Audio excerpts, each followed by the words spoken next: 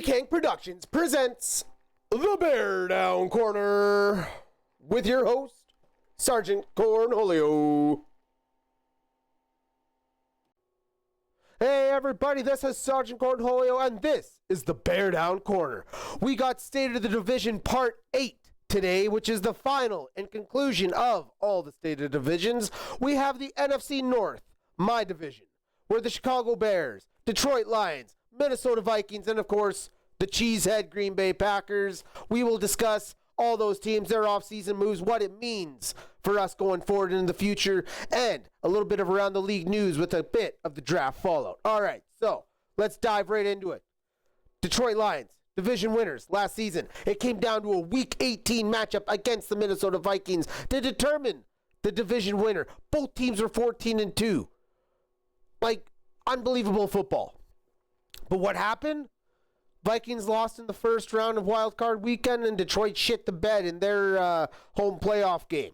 So, where did these teams go from here? Well, let's talk about Detroit. They re-signed Derek Barnes, linebacker, from when this whole regime started. So, from when Dan Campbell and that regime's first draft, he was from the early drafts. He's a solid player.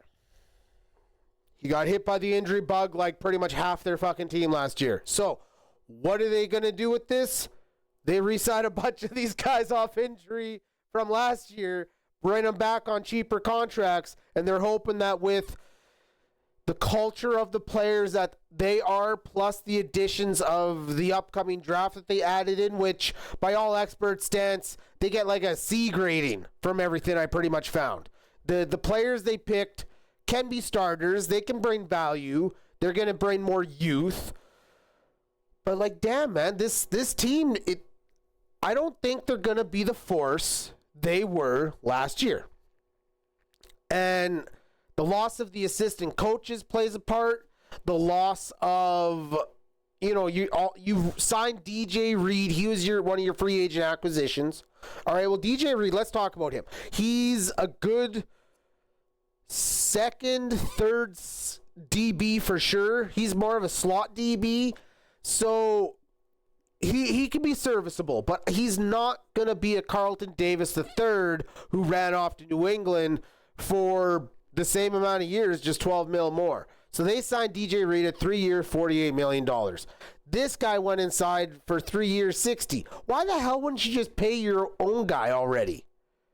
Like, I know you might be trying to nickel and dime and fit some guys in, but like, trade back, get some more draft picks, bring in more youth if that's going to be the case. If you're worried about the cap constraints, which I don't think Detroit was all that horrible to begin off with, like, you don't got to go down the road of downgrading yourself. You downgraded the DB position by replacing Carlton with DJ.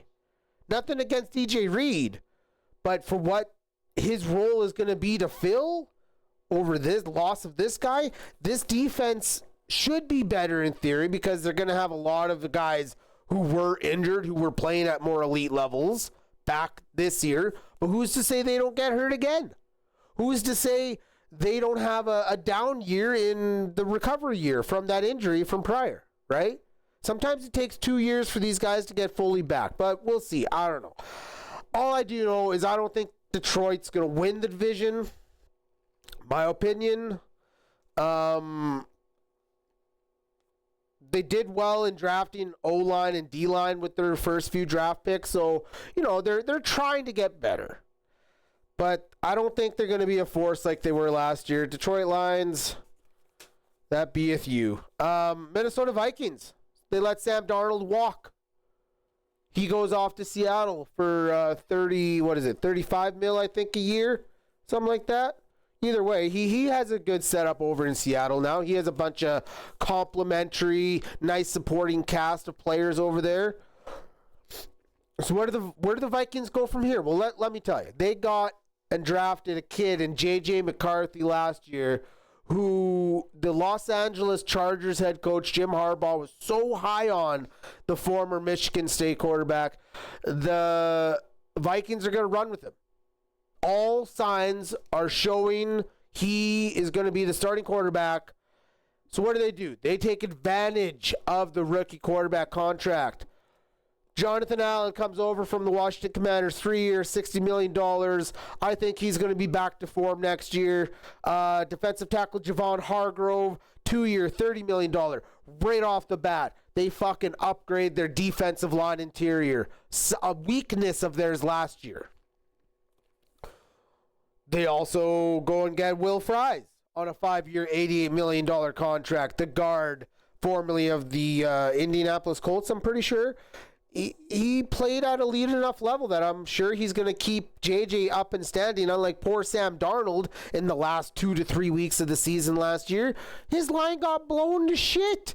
He was on his ass more than he was standing up. He was having to get releases of 1.5 seconds out of his hand or less, or else he was getting sacked. So they go and upgrade the O-line now. They reward their DB in Brian Murphy Jr. with a 3 year, $66 million contract. They reward Aaron Jones, an aging running back who they believe still has juice, no different than Derrick Henry. Running backs are taking a turn this year in their value.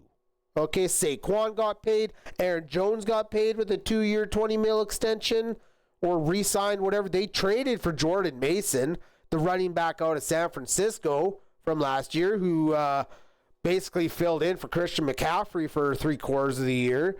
You have Ryan Kelly coming over, veteran center, on a 2 year, $18 million contract. They have surrounded and done everything they can because they already have pieces. TJ Hawkinson, Jordan Addison, Justin Jefferson. My God, this team is fucking loaded. Loaded.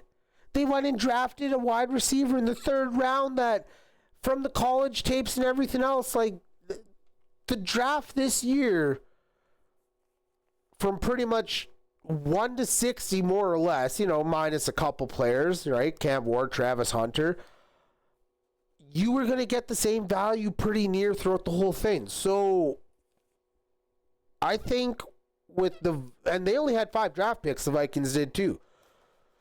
So as in my own division, as much as I hate to admit it, I don't see the Vikings falling off, but just starting the journey of a new chapter, right? They upgraded defense. They upgraded the offense as much as they could to support and give as much of a fighting chance to J.J. McCarthy as he could. So I like what the Vikings have done from an NFL fan perspective, right? As a Bears fan, they can go kick rocks, but I think they could be in the running and pushings of the division crown. Let's not go crowning anyone quite yet, but it all depends on how that second-year quarterback and JJ turns out. And hopefully the kid comes back healed, right? So Minnesota, that beeth you. On to the Cheesehead Packers. Here we go. I talk very deeply with my friend Kevin about his Packers quite frequently enough to know enough of a true deep fan's perspective. The problems I see for Green Bay, you know what? I got notes here. They solidified their kicking by bringing back Brandon McManus. They signed Nate Hobbs to a 4 year, $48 million contract. Aaron Banks to a 4 year, $77 million contract. And they continue to just do shit at wide receiver. This is the part I want to talk about, is the wide receiver. I ran through those notes because there's not a lot bad to say in the fact of, from an NFL perspective, of the Green Bay Packers. They have drafted well, as always, for years. That has been their philosophy, and they continue to do that. But one spot they seem to struggle is at wide receiver. And I say that in the terms of they have like 8 to 9 guys in that wide receiver room right now. And I don't think any one of them, other than maybe a Jaden Reed, if he really grabbed the bull by the horns and went with it, could be a true number one. But there isn't a true number one for Jordan Love. And that's a problem. They went and they got, Aaron Banks to help protect his ass, to keep him standing up straight, so they don't have to play a backup quarterback in a season again. Like, You went from having Brett Favre played 270 plus consecutive games for you. Never, pretty much backups never played, right? To Aaron Rodgers, who in his prime was his own special quarterback, right? We all know that. And now Jordan Love in consecutive seasons has been injured, but has also played at enough of an elite level that this team has gone to the goddamn playoffs, beat the Cowboys in year one when nobody even thought that was possible. And they're still a very young and growing team. Now, are they at a point where I think they could add a number one wide receiver? Yes. So why is it when you have Jaden Reed, they go and sign McCole Hardman from the Kansas City Chiefs. They still have Dontavia Wicks, Romeo Doubs, Christian Watson. And then they draft 2 wide receivers this past weekend in Green Bay. I'm not saying that the draft picks weren't good picks, but you could have probably upgraded something a heck of a lot better than that. But I guess their plan this whole time was we're going to draft a number one. So I hope this number one doesn't end up as number 5 on the depth chart, because you guys are overcrowded there. I don't know what the hell Green Bay has going on, but man, if they don't get their receiver situation figured out, you can have Josh Jacobs running the ball all fucking day long. You can have him running the ball all day long, but it ain't going to matter if you aren't able to possess an aerial attack, whether you do it by committee or not.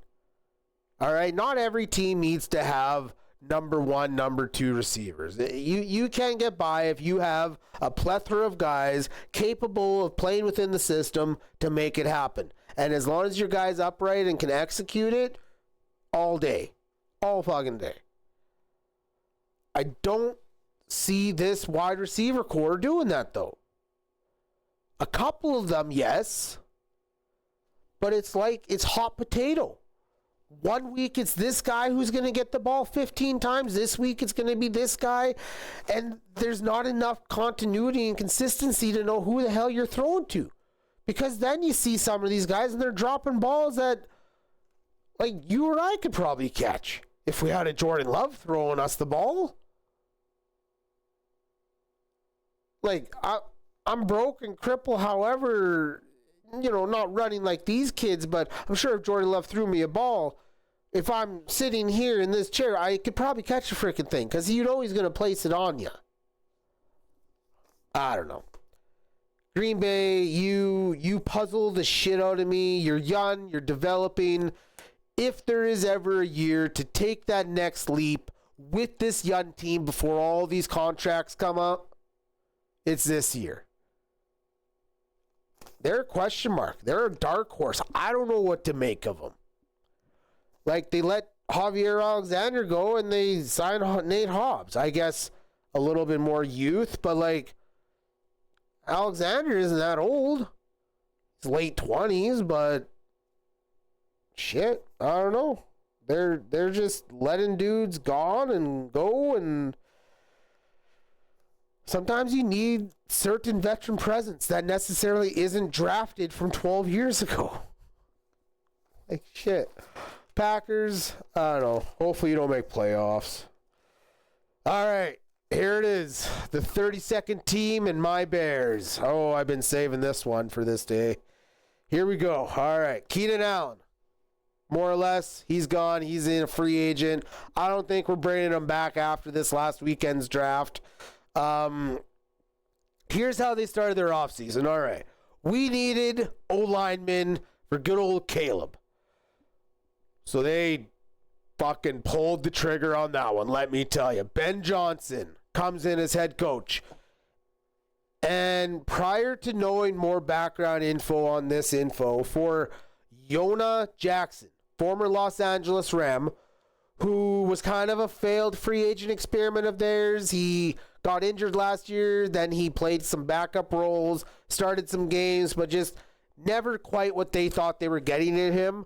But man, Ben Johnson knows what he's getting in him. The guy played for him for 3 years as their careers laid over in Detroit. So they go and trade for this kid. All right, so we got, I think it's 3 years left on his contract, or no, 2 years left on his contract. All right, so we go and get Jonah Jackson. We go and trade for Joe Tunney, all right, out of Kansas City. Former New England Patriots Super Bowl winner with Tom Brady, and he won Super Bowls with Kansas City. This man is an all-pro guard coming to Chicago to protect a now second-year developing Caleb Williams. That interior line is looking destructive. They signed Drew Dahlman as the new center, former center of the Atlanta Falcons.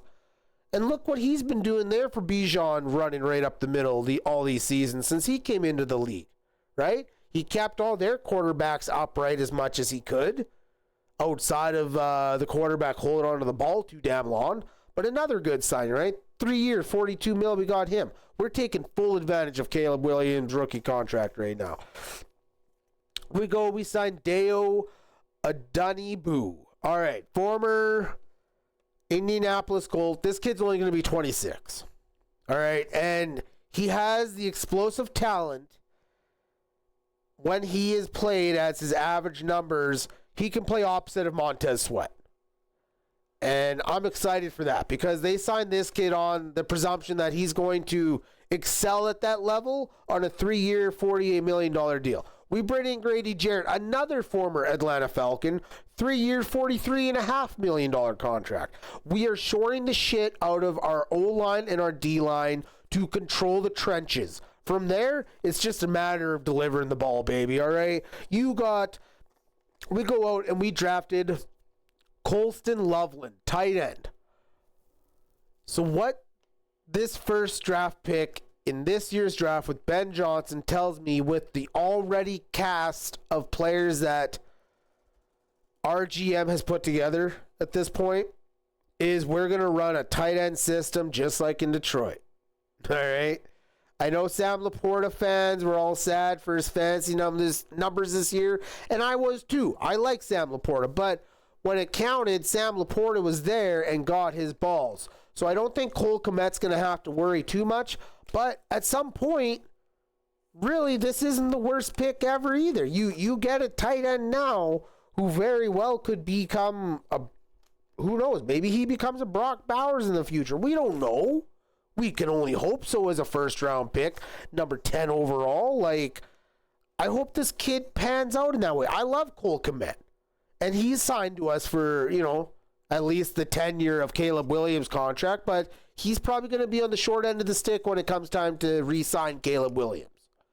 But as of now, you have two, in my opinion, very capable tight ends, a dude coming out of college who's going to be given opportunity.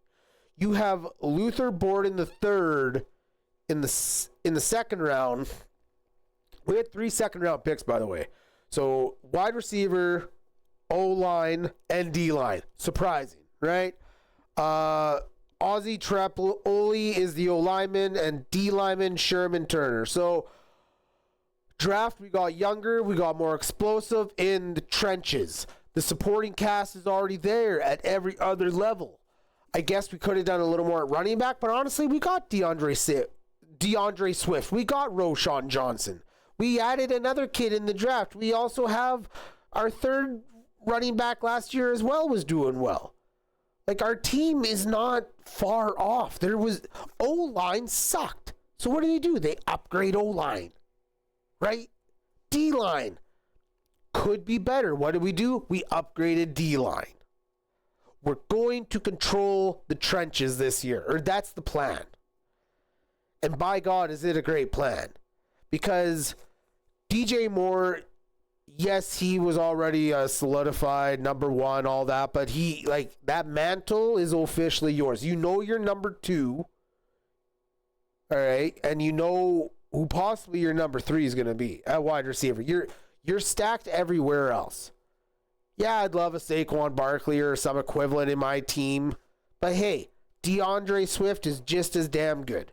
Roschon Johnson is just as damn good. You can utilize those guys in situational football just as damn good as anybody else. but you control the trenches. And you know how important that is? You know how vital it is to protect and push forward, or as a D-line, to get that pressure, whether it's run stuff or pass rush. I'm excited for this year. I really feel 2025, I ain't going to say Super Bowl because, man, I will say Super Bowl from the aspect of your hardcore fan, how you want to win every year, right? I'll say like that, but I don't see us winning Super Bowl, but I could see us winning division. I could see us winning the division, the NFC North, quite simply because of the approach that we took this offseason to address our weaknesses and to get better. And now Ben Johnson comes in. They'll have a year to, an offseason to get his program in place. This is an exciting time to be a Bears fan. So, on that note, I'll say my prediction, NFC North winner, the Chicago Bears. Otherwise, runner-up would be Minnesota Vikings. That would be my 2 cents in that part.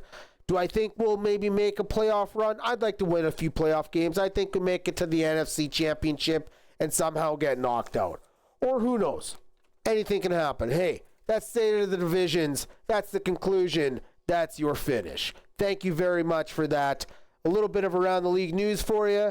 Dallas Cowboys owner Jerry Jones says a reunion with Cooper could be on the horizon. Wide receiver Amari Cooper could be going back to the Dallas Cowboys. There was also reports of them being interested in adding to their receiver group because they feel that their current talent pool of depth isn't where it should be.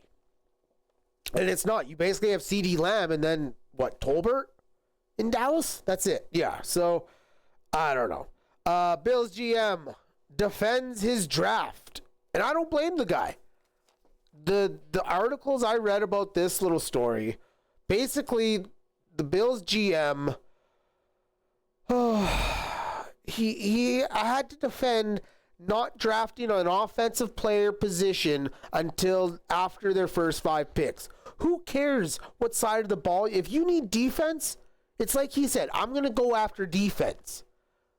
In his words, he to quote him, our job is not to be playing fantasy football, okay? We scored 30 plus points 8 times last year and won football games. That's all we give a crap about. It's not a matter of, we're not drafting so you can go draft a wide receiver on your fantasy team, right? They're there to put together the best possible team to win a game in whatever fashion they see fit. So whatever Bell calls, that's what they're going to answer. So, you know what? To hell with those reporters. New York Jets head coach and former Detroit Lions assistant Aaron Glenn said after this weekend's draft, every member from this draft fits our new tough Jets brand.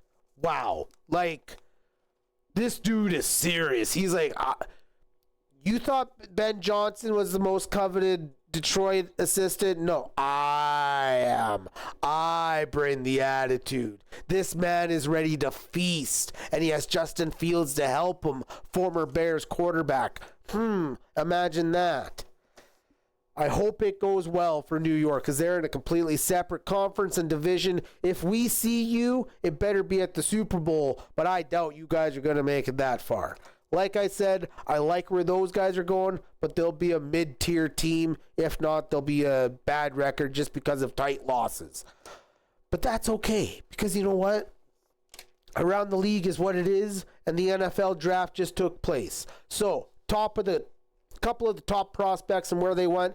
Cam Ward did go to the Tennessee Titans after all. And in the press release conference, Warren Moon, former Edmonton Eskimo quarterback and Tennessee Titan, along with other he played for a few franchises actually. I believe Minnesota Vikings, like 4 or 5 different franchises. But he started off actually before they were the Titans. He was in Houston Oiler before they became Tennessee Titans. He relieved his number 1 retired number by that franchise so that Cam Ward could wear that number in the upcoming years of his career. So I hope this is your quarterback. You had the number 1 pick. Here's your guy. Is he going to be the savior of this franchise? Only time's going to tell. But hey, congratulations, Cam Ward, number 1 overall pick. Travis Hunter went to the Jacksonville Jaguars. Oh, baby.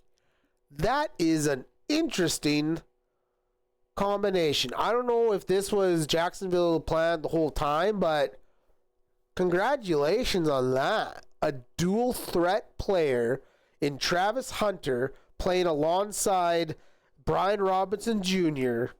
for your 2 top receivers, and you're going to have Trevor Lawrence throwing in the back. If he's healthy, okay, just hear me out on this. If he's healthy, they have the running backs to get the job done. All right? Big boy Tank Bigsby can run it right up the middle. Travis Etienne can get the job done. They didn't need to necessarily go running back.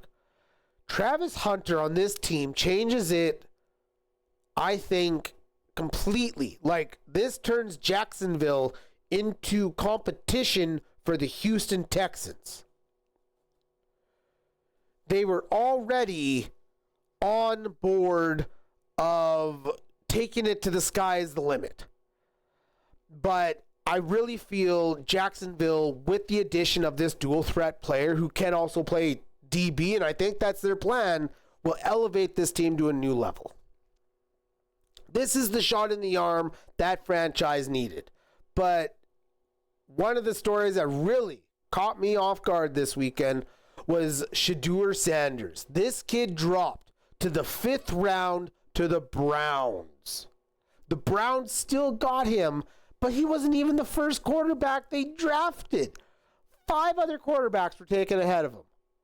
So I think part of that was definitely the reports that came out after was the draft process and the interview when he had with all the teams that did interview him. They didn't like his attitude, amongst a few other things. So, damn, Shedeur. Good luck, kid. You're in the NFL now. But hey, that's it. This is the Bear Down Corner. Thank you for tuning in. You all have a great rest of your week, and we will catch you back next Tuesday at 6 o'clock release. And you can catch us on iHeartRadio, Spotify, Apple Music, Amazon, and of course, YouTube. We will all see you next week.